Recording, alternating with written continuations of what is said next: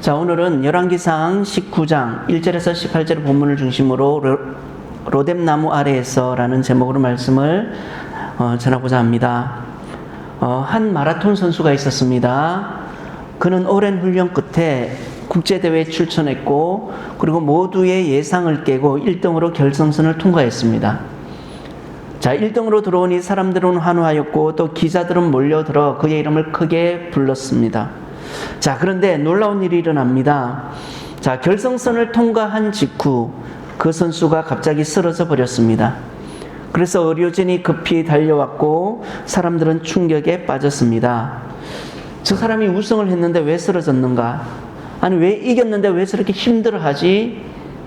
많은 사람들이 궁금해했습니다. 그런데 나중에 밝혀진 이유는 단순했습니다.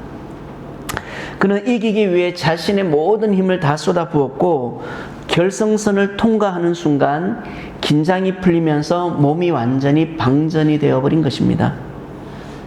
그는 패배해서 쓰러진 것이 아닙니다. 그는 승리했기 때문에 쓰러진 것입니다. 여러분, 우리는요, 실패 후에만 무너진다라는 생각을 합니다. 그런데 그렇지 않죠. 큰 승리 뒤에, 큰 사역 뒤에, 또 큰 은혜 뒤에 경험하게 되는 것 중에 하나가 바로 깊은 탈진이라는 것입니다. 오늘 본문에 나오는 엘리야, 그가 바로 그랬습니다. 오늘 우리가 읽은 이 열왕기상 19장에 보시면 유명한 엘리야의 갈멜산 영적 전투가 기록되어져 있습니다. 아합에게 이 엘리야가 도전을 합니다. 아합이 섬기는 그 바알과 그리고 풍요를 준다고 말하는 그 아세라 신들을 섬기는 선지자들, 즉 850명을 다 모아서 여기서 불로 응답하는 신이 진짜 신이다. 누구의 신이 진짜인 줄 한번 싸워보자, 증명해보자라고 얘기합니다. 그리고 결과는 엘리야 선지자의 승리로 영적 전투는 막을 내리게 되죠. 여러분, 엘리야 선지자 입장에서, 엘리야의 입장에서 오늘 성경이 18장까지, 오늘 우리가 읽지는 않았지만 이 19장 이전에 18장까지 기록되어졌으면 얼마나 좋았을까요? 그런데 문제는 뭐냐면 18장으로 끝나지 않았다라는 거예요. 열왕기상 말씀이 18장으로 끝나지 않고 19장으로 연결이 된다라는 사실이죠. 이것이 우리의 인생과도 비슷합니다. 여러분, 우리가 인생의 큰 문제를 만나고 또 그 문제를 하나님의 도우심으로 극적으로 해결되었을 때에 우리가 바라고 우리가 꿈꾸는 마지막은 해피엔딩이죠. 우리가 드라마를 보더라도 주인공이 우여곡절 끝에 또 이제 좋은 결과를 맞으면 그대로 드라마가 끝나면 얼마나 좋아요. 또 그렇게 끝나기를 바라죠. 그런데 우리의 삶, 우리의 인생이 꼭 그렇지만은 않더라는 거예요. 생각지도 못한 어려움을 만날 수가 있죠. 자, 오늘 읽은 본문 19장 1절에 보시면 갈멜산 전투에서 승리한 이 엘리야의 승전보를 들은 아합 왕과 그의 부인 이세벨의 반응이 나옵니다. 어떻게 나옵니까? 1절에 보시면 아합이 엘리야가 행한 모든 일과 그가 어떻게 모든 선지자를 칼로 죽였는지를 이세벨에게 말하니. 여러분, 여기서 만약에 이 아합 왕하고 그의 부인 이세벨이 갈멜산 전투에서, 즉 갈멜산에 올라와서 그 하나님께서 행하신 그 이적, 기적, 역사를 눈으로 보았다면 그들은 하나님이 살아있구나, 엘리야가 섬기는 그 하나님이 진짜 신이구나, 어쩌면 무릎을 꿇지 않았을까요? 한번 그런 생각도 해봤습니다. 하나님 하늘에서 불이 내려서 젖은 그 나무 장작을 태우는 그 모습을 보고 하나님의 살아계심을 그들이 인정하지 않았을까? 그런데 그들은 그렇게 하지 않았죠. 여러분, 아합과 이세벨은 엘리야의 승리의 소식을 들었어요. 그리고 그들은 하나님께서 갈멜산에서 어떻게 역사하셨는지 그들은 들었습니다. 성경에 보니까 여러분, 이렇게 듣고 믿는 사람이 있는 반면에 또 듣고 믿기를 거부하고 대적하는 사람들이 있죠. 기생나합, 이방인입니다. 그런데 그들은요, 하나님께서 출애굽한 이스라엘 백성들에게 어떻게 행하셨는지 들었어요. 그리고 믿었습니다. 그리고 미디안 제사장이면서 모세의 장인이었던 이드로, 그러니까 우상을 섬겼던 제사장이에요. 그런 그도 모세가 출애굽하는 과정 속에서 하나님께서 어떻게 역사하셨는지 그가 들었다라고 이야기합니다. 그리고 그 모세가 믿는 하나님을 인정했어요. 그리고 뭐라고 얘기합니까? 여호와 하나님은 모든 신보다 크시도다 인정했습니다. 반면에 듣고도 대적하는 사람이 있죠. 예수 그리스도가 하나님께서 예비하신 메시아라는 그 소식을 들었습니다. 구원의 큰 기쁜 소식을 들었음에도 불구하고 그 사실을 알고 있음에도 불구하고 대적한 사람들이 있었어요. 율법학자들, 바리새인들, 사두개인들, 이런 사람들이 있더라는 거예요. 오늘날도 마찬가지죠. 예수 그리스도의 복음을 듣고 받아들이는 사람, 믿는 사람이 있는 반면에 그 복음을 듣고 듣기 싫다라고 거부하고 핍박하는 사람이 있어요. 그러면 오늘 성경에 나오는 이 이세벨은 어땠는가? 그들은 갈멜산에서 하나님의 역사하심을 들었습니다. 그럼에도 그들은 어떻게 했는가? 2절에 보니까 이세벨이 사신을 엘리야에게 보내어 이르되 내가 내일 이맘때에는 반드시 내 생명을 저 사람들 중 한 사람의 생명과 같게 하리라. 그렇게 하지 아니하면 신들이 내게 벌 위에 벌을 내림이 마땅하니라 한지라. 여러분, 이세벨은요 듣고 믿지 않았습니다. 듣고 오히려 대적했어요. 그리고 여기서 우리는 이 이세벨의 강력한 의지를 보게 되죠. 굳건한 의지. 어떤 의지입니까? 엘리야를 반드시 내가 죽이고야 말리라. 여러분, 여기서 또 하나 깨닫는 것은 사람이 가지는 의지 중에 가장 강한 의지는 바로 자기 저주라는 사실이에요. 이 이세벨이 뭐라고 얘기합니까? 쉽게 말하면 이거예요. 그 일을 해내지 못하면 내가 죽든지 아니면 네가 죽든지 둘 중에 하나는 반드시 죽는다라는 거예요. 사생결단 내자는 거예요. 여기에 이 이세벨의 강한 의지가 있죠. 여러분, 한 나라의 왕, 그리고 한 나라의 그 왕비가 사생결단을 내면서까지 죽이겠다라고 하면 이미 엘리야의 목숨은요 죽은 목숨이에요. 자, 그러면 이 사실을 알게 된 엘리야는 어떤 반응을 하는가? 자, 3절에 보니까 그가 이 형편을 보고 일어나 자기의 생명을 위해 도망하여 유다에 속한 브엘세바에 이르러 자기의 사환을 그곳에 머물게 하고.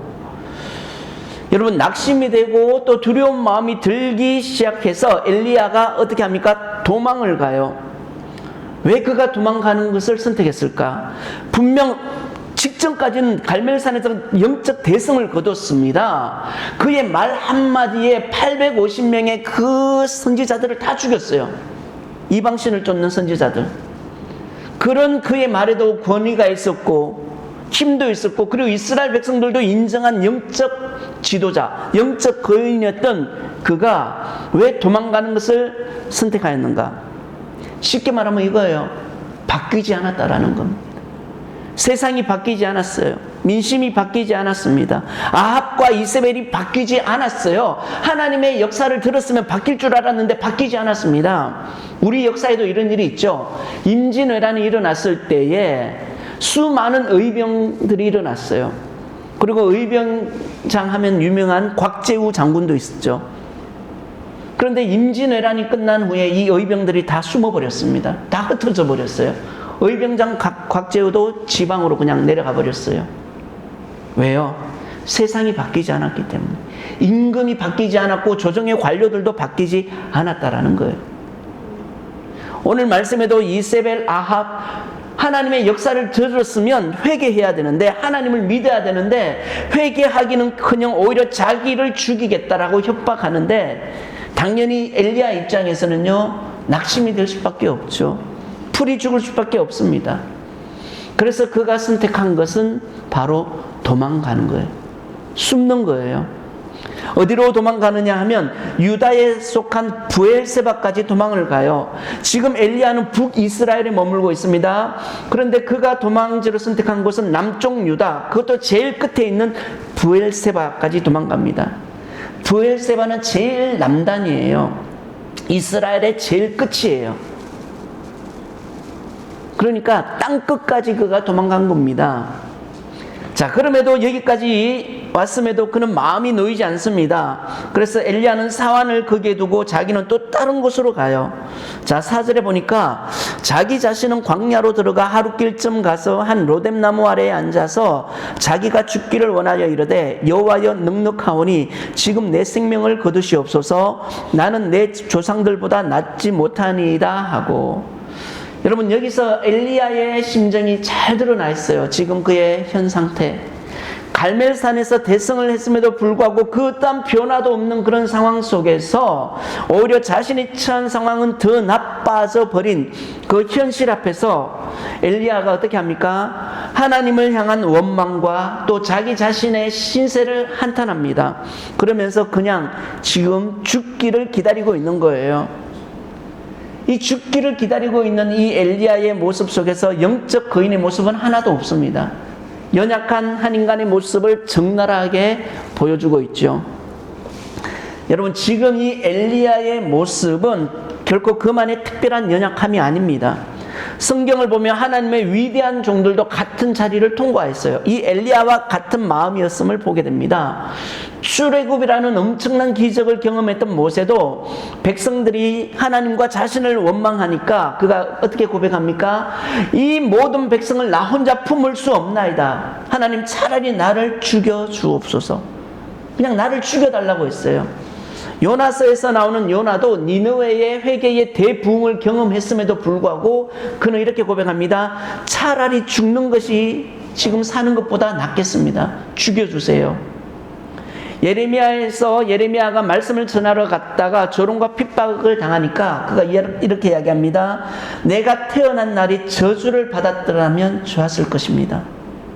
심지어 예수님을 직접 증언했던 그 세례 요한도 감옥에 gat히니까 제자들을 통해서 물어보잖아요. 오실 그이가 당신입니까? 정말 하나님이 보낸 당신이 예수 당신 맞습니까? 이렇게 얘기했다라는 거예요. 여러분, 하나님의 일을 했다고 해서 사람이 강철되는 거 아닙니다. 큰 승리 뒤에 더 큰 탈진이 올 수 있어요. 큰 은혜를 경험한 뒤에 더 깊은 공허함이 찾아올 수가 있어요. 유명한 연예인들의 탈선을 보십시오. 특별히 노래를 하는 연예인들 보세요. 큰 공연을 합니다. 많은 사람들이 자신의 이름을 환호합니다. 그런데 그 공연이 끝나고 하나 둘씩 사람들이 물 빠지듯이 나갔을 때 그 뒤에 찾아오는 공허함은 굉장히 심하다고 합니다. 그래서 그 허탈함을, 그 공허함을 이겨보기 위해서 때로는 술을 찾기도 하고 때로는 손을 대지 말아야 하는 그 약을 찾기도 한다라는 거예요. 오늘 그러한 마음으로 엘리야가 지금 그 자리에 있는 거예요. 이렇게 마음이 무너지고 구멍이 난 가슴을 안고 그 다음에 엘리야가 취한 행동이 나옵니다. 그 행동이 바로 5절이에요. 5절에 보시면 로뎀나무 아래 누워 자더니 천사가 그를 어루만지며 그에게 이르되 일어나서 먹으라 하는지라. 자, 하나님에 대한 원망과 지금 자기 자신에 대한 신세를 한탄하면서 죽기를 기다리고 있던 그가 했던 행동, 그의 행동은 뭐예요? 그가 지금 로뎀나무 아래서 뭐 하고 있습니까? 자고 있어요. 잠자는 거. 그냥 로뎀나무 아래서 잡니다. 굉장히 생뚱맞은 장면이죠. 지금 잠을 잘 수 있는 상황이 아니에요. 언제 이세벨의 군사가 들이닥쳐서 자신을 체포할지 모르는데 지금 엘리야는 로뎀나무 아래에서 그냥 잠을 자고 있어요. 여러분, 이게 은혜라는 거예요. 엘리야 입장에서는 이미 이세벨의 사신을 통해서 자신이 죽을 날을 받아둔 상태입니다. 그리고 지금 자신은 부엘세바라는 땅끝까지 와서 더 이상 갈 곳도 없어요. 그러면서 하나님께서 내 목숨을 가져가라고 그가 지금 이렇게 하소연하고 있잖아요. 그럼에도 불구하고 그가 지금 이렇게 잠을 잘 수 있다는 거, 이게 은혜라는 거예요. 여러분이 밤에 주무실 때 아무리 힘들고 괴롭고 눈물이 나는 상황 속에 살아간다 할지라도 지금 졸리고 잠을 잘 수 있다라는 거, 잠이 올 수 있다라는 거, 은혜인 줄 믿으시기 바랍니다. 유명한 분들 보십시오. 그들의 특징은 잠을 잘 못 잔다는 거예요. 자신들의 인기가 떨어질까봐, 또는 사람들이 나를 싫어할까봐 그거 몸부림치면서 전전긍긍하다가 몇 날 며칠을 잠 못 자는 생활을 하죠. 자고 싶어도 잘 수 없어서 수면제를 다량으로 복용하는 사람들이 있습니다. 그리고 어떤 분들은 영원히 일어나지 못하는 분들도 계시죠. 지금 우리가 살아가는 시대, 특별히 잠이 안 오는 시대, 불면증의 시대입니다. 특별히 우리나라는요, 세계에서 유일하게 불금이 있는 나라죠. 불타는 금요일이 있는 나라예요. 그런데 이런 나라에서 잠을 잘 수 있다, 잠이 온다, 은혜라는 거예요. 저도 오늘 일찍 일어났어요. 새벽에 깼어요. 새벽에 깼는데 잠이 안 오더라고요. 계속 잠을 청하려고 했는데 잠이 안 와가지고, 그래서 그냥 바로 교회 가야 되겠다 해서 그 6시 좀 안 된 시간에 일어나서 씻고, 그래서 막 깰까봐 머리 보통 제가 왁스도 바르고 드라이도 하고 하는데 그냥 깰까봐 그냥 옷만 주섬주섬 챙겨 입고 나왔어요. 깜깜하더라고요. 예, 잠을 잘 수 있다라는 거 복입니다. 그런데 오늘 말씀해 보니까 이 엘리야가요, 잠을 자요. 그런데 이 자고 있는 그에게 어떤 일이 생겼느냐, 오늘 말씀해 보니까 천사가 찾아왔어요. 그리고 그 천사가 자신을 어루만지면서 그에게 먹을 것을 줍니다. 머리맡에 숯불에 구운 떡과 또 한 병의 물이 있어요. 그리고 그것을 먹고 다시 누워 잠을 청했는데 또 천사가 다시 나타나서 그에게 음식을 먹도록 독려하고 있어요. 여기서 여러분, 우리는요, 만사가 귀찮은 엘리야를 봅니다. 그냥 잠을 자고 있는데 천사가 와가지고 음식을 주니까 그 음식이 입에 들어가요? 안 들어가져요. 그냥 지금 잠이 더 중요한데. 그런데 오늘 말씀을 보니까 엘리야가 어찌됐든 그 음식을 먹어요. 그리고 또 자요. 또 자고 있으니까 또 천사가 와서 그에게 또 먹을 것을 줘요. 곧 죽을 판인데, 곧 죽을 상황인데 엘리야는 지금 잘 먹고 잘 자고 있습니다. 여러분, 오늘 말씀을 통해 배웁니다. 사람이요, 지쳤죠. 또 때로는 이 지침이 깊어서 탈진하면 어떻게 해야 하는가? 오늘 성경은 재우라는 거예요. 일단 재워야 된다. 잠을 자야 된다. 그 다음에는 먹여야 된다. 일단 재우고 먹이더라는 거예요. 오늘 말씀에도 보시면 우리와 똑같은 성정을 가진 엘리야가 지쳐 있어요. 그런 그에게 하나님은 천사를 보내주셔서 당신의 계획과 또 위로의 말씀을 주시는 것이 아니라 그냥 천사를 통해서 재우고 먹이시는 하나님을 만나게 됩니다. 그리고 그 다음에 어떻게 합니까? 8절에 보니까 이에 일어나 먹고 마시고 그 음식물에 힘을 의지하여 40주 40야를 가서 하나님의 산 호렙에 이르니라. 자, 먹은 음식물을 힘입어서 그가 갑니다. 어디로 가요? 호렙은 어디예요? 하나님의 산. 모세가 하나님을 다시 만난 그곳에서 십계명을 받은 곳. 자, 하나님을 만나서 하나님과 계약을 맺은 자리가 호렙이에요. 그런데 이 호렙산에 지금 누가 있느냐? 바로 하나님이 계십니다. 하나님의 임재가 있고 하나님의 말씀이 선포되어지는 곳 호렙. 그 호렙산에서 지금 하나님께서 엘리야를 기다리고 계십니다. 그래서 9절에 보면 엘리야가 그곳 굴에 들어가 거기서 머물더니 여호와의 말씀이 그에게 임하여 이르시되 엘리야야, 내가 어찌하여 여기 있느냐? 여기 보시면 하나님의 말씀이 엘리야에게 임하십니다. 여러분, 우리가요, 인생을 살아갈 때에 삶이 너무 괴롭고 힘들면요, 말씀이 안 들어와요. 아무리 제가 하나님의 말씀을, 설교 말씀을 전해도 여러분들의 삶이 고단하고 몸이 피곤하면요, 이 말씀이 안 들어옵니다. 오늘 엘리야 역시 마찬가지예요. 그런데 9절 말씀에 이르러서야 엘리야에게 하나님의 말씀이 들려오기 시작합니다. 그 전에 뭘 했어요? 그 전에 그는 자고 먹고 마시고 또 자고 먹고 마시고 반복했어요. 먹을 것으로 또 수면으로 달래시고 회복시켜 주시는 하나님을 발견하게 되죠. 그러면서 하나님 말씀합니다. 내가 어찌하여 여기 있느냐? 여기서 하나님은 이 말씀을 통해서 엘리야를 꾸짖는 게 아닙니다. 이 말씀은 그동안 엘리야가 여기까지 오는 여정 속에서 경험한 하나님 그 마음에 지금 이 말씀을 통하여 위로를 주시는 거예요. 하나님의 위로와 격려의 말씀을 엘리야가 들은 거죠. 자, 그 말씀을 들은 엘리야, 그의 마음이 10절에 보면 나옵니다. 그 마음이 울컥했는지 하나님에게 막 쏟아붓기 시작해요. 자, 그가 대답하되 내가 만군의 하나님 여호와께 열심히 유별하오니 이는 이스라엘 자손이 주의 언약을 버리고 주의 제단을 헐며 칼로 주의 선지자들을 죽였음이오며 오직 나만 남았거늘 그들이 내 생명을 찾아 빼앗으려 하나이다. 자, 그가 뭐라고 얘기합니까? 내가 만군의 하나님 여호와께 열심히 나 정말 하나님 열심히 믿었습니다. 하나님 그 인정해 주셔야 합니다. 나 하나님 잘 믿었습니다. 하나님의 일이라면 나 발벗고 나섰습니다. 내가 좀 하나님의 일이라면 유별납니다 라는 거예요. 그런데 그 결과는 어떠냐? 결과는 지금 너무 절망적이라는 겁니다. 절망적이에요. 내 주변에 있던 사람들이 다 뿔뿔이 흩어졌습니다. 그리고 결국 나 혼자만 남았어요. 이게 엘리야의 하소연이에요.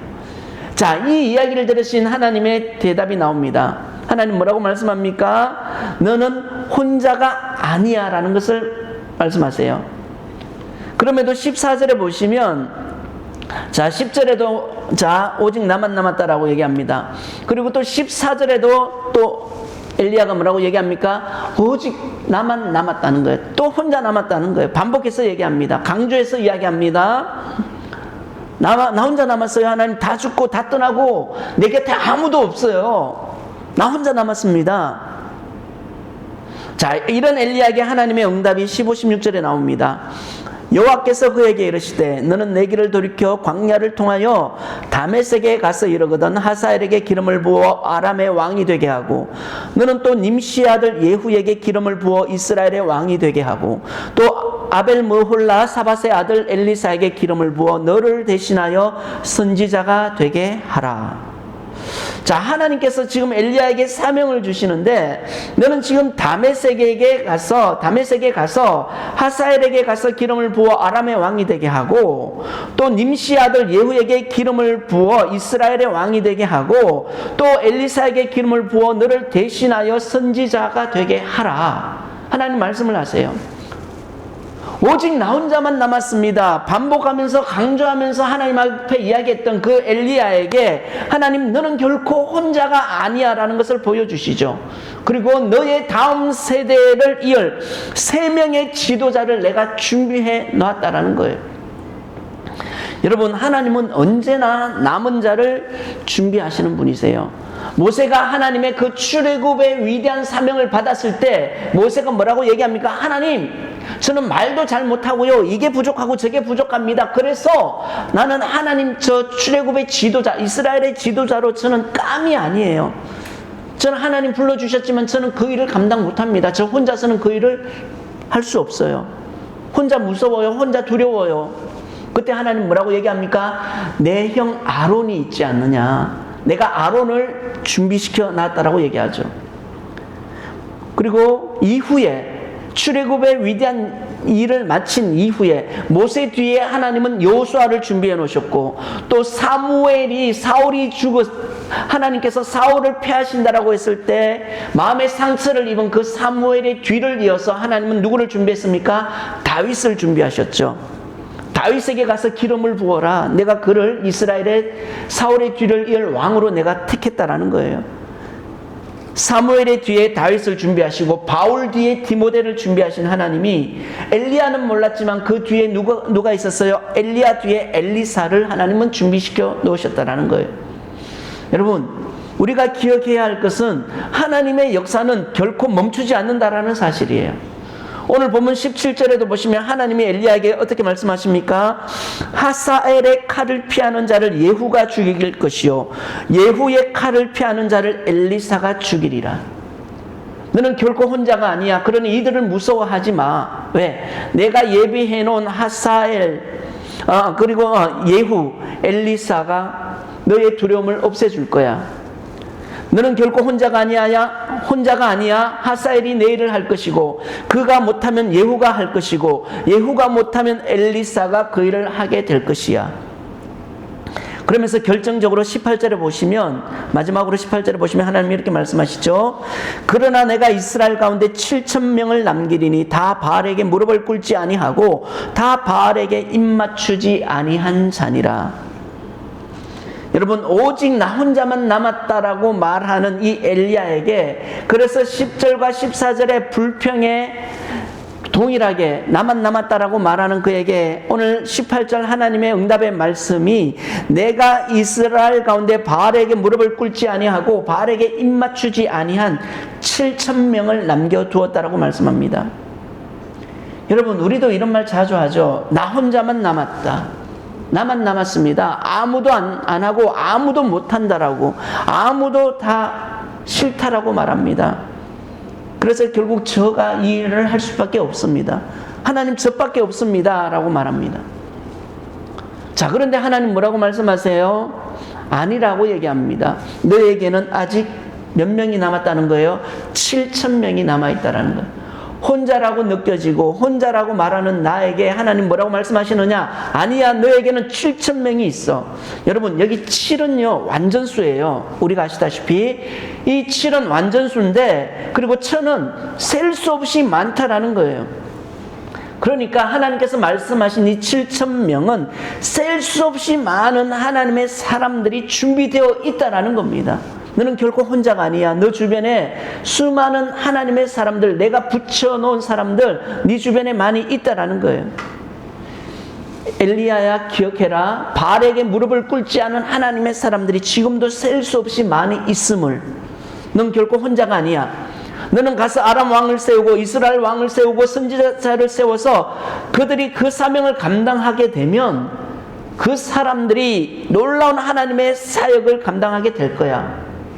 그런 준비된 사람들이 매우 많이 있으니 너는 두려워하지 마라. 너는 결코 혼자가 아니야. 여러분, 아브라함에게 하늘의 목표를 보여주신 것처럼, 비록 아브라함은 그의 후손들을 보지 못했다 할지라도 우리가 아시다시피 하나님의 약속은 성취가 되었죠.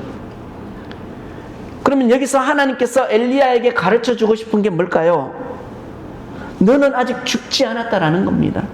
너가 지금 살아있기 때문에 내가 너를 통해서 일을 할 것이고, 또 너에게 승리를 안겨줄 자도, 또한 너를 통해 믿음의 유업을 이어가게 할 자도 바로 나 여호와 하나님, 내가 믿고 내가 섬기는 하나님이라는 사실을 하나님 엘리야를 통해서 깨닫게 해주시더라는 거예요. 그래서 여러분, 우리가 살아있다라는 거, 우리가 살아 숨을 쉴 수 있다라는 거, 이게 은혜입니다. 그리고 이것이 우리에게는 감사의 제목이 되어야 되는 것이죠. 여러분, 하나님은 우리를 통하여 더 많은 사람들을 세우시기를 원합니다. 저도 그렇고 여러분도 그렇고 모든 하나님은 우리를 위해서 7,000명을 남겨두셨어요. 우리는 혼자라고 생각하면 지쳐요. 혼자라고 생각하면 우리는 아무것도 할 수 없습니다. 그런데 오늘 말씀해 보시면 탈진하고 지친 상황 속에서 하나님은 재우시고 또 먹이시고 또 회복시켜 주셔서 결국 하나님이 계시는 그 호렙, 하나님의 산 호렙으로 불러서 그에게 당신의 말씀을 주시고, 말씀만 주신 것이 아니라 또한 사명을 주셔서 다시 하나님의 사역을 감당하게 하시는 그 하나님을 만나게 하십니다. 그리고 하나님은 결코 우리가 혼자가 아니라 우리를 위해 남겨둔 7,000명이 있다라고 또 말씀하고 계시죠. 혹시 나 혼자밖에 없다고 힘들어 죽겠다고, 그래서 못하겠다라고 그렇게 말하는 답답함이 있다면 오늘 이 말씀 붙잡고 기도할 수 있기를 원합니다. 이제 말씀을 마무리하겠습니다. 여러분, 한국교회가 희망이 없다라고 말하는 분들 참 많아요. 그래서 믿지 않는 사람들은 한국교회를 가리켜서 개독교라고 얘기하죠. 최근에도 좀 불미스러운 사건이 언론을 통해 노출이 됐습니다. 같은 목회자 입장에서 너무나 참담합니다. 참담하지만 저 역시 부교육자 때 비슷한 경험을 했기 때문에 아직 변하지 않았구나라는 그 현실 속에서 너무 참 마음이 아팠습니다. 여러분, 그런데요, 중요한 건 이거예요. 많은 사람들이 개독교다라고 얘기하고 한국교회 망했다라고 얘기하는데, 만약 진짜 한국교회가 희망이 없고 정말 개독교라면 우리나라는 망해도 진작에 망했어야 합니다. 그런데 아직 안 망했어요. 왜냐하면 지금도 그리고 이 나라와 이 민족을 위해서 기도하는 수많은 믿음의 사람들이 있다라는 거예요. 작은 미자립 개척교회로부터 대형교회에서 신앙생활하는 수많은 사람들 중에 아직 하나님의 백성으로 하나님의 자녀로 살아가기를 원하면서 몸부림치며 기도하는 사람들이 우리 주변에 많이 있더라는 거예요. 그 사람들이 저는 오늘 하나님이 남겨두신 7,000명의 사람이 아닌가, 그 남은 사람들이 있기 때문에 아직 우리나라가 건재하다라는 것을 저는 믿습니다. 우리나라뿐만 아니에요. 한국교회 역시 망하지 않습니다. 한국교회에 소망이 있어요. 왜요? 아직도 한국교회가 건강한 믿음의 공동체로 세워지기를, 그리고 목회자와 성도들이 하나님 앞에 정말 떳떳한 바른 사람이 되어지기를 원하는, 부끄럽지 않는 신앙인이 되어지기를 원하는 사람들이 기도하고 있는 7,000명이 있기 때문에 우리 교회 역시 마찬가지이죠. 그러므로 여러분, 항상 하나님의 말씀이 있으면, 하나님이 함께 하시면 소망은 있는 거예요. 그러니 절대로 포기하지 마시고 믿음의 자리를 잘 지켜서 주님 은혜 가운데 아름다운 하나님의 나라를 세워갈 수 있기를 주의 이름으로 축복합니다.